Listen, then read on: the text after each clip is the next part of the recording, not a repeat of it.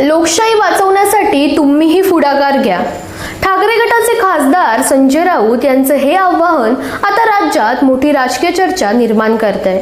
राऊत यांनी मुख्यमंत्री देवेंद्र फडणवीस यांना पत्र लिहून विनंती केली आहे की 14 ऑक्टोबर रोजी दुपारी 12:30 वाजता मुख्य निवडणूक अधिकारी एस चोकलिंगन यांची थेट भेट घेणाऱ्या सर्वपक्षीय शिष्टमंडळात त्यांनी स्वतः सहभागी व्हावं. या बैठकीत शरद पवार, उद्धव ठाकरे, राज ठाकरे आणि हर्षवर्धन सपकाळ हे प्रमुख नेते उपस्थित राहणार आहेत.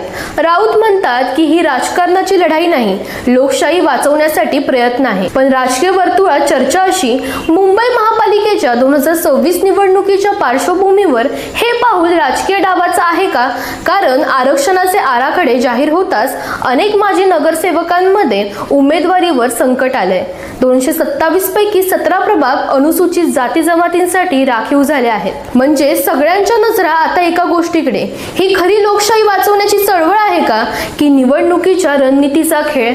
तुम्हाला काय वाटतं? राऊतांचा उद्देश लोकशाही वाचवणं आहे की BMC निवडणुकीची तयारी? कमेंटमध्ये आम्हाला नक्की सांगा आणि आमच्या इंडिया लीडर या पेजला फॉलो करायला विसरू नका.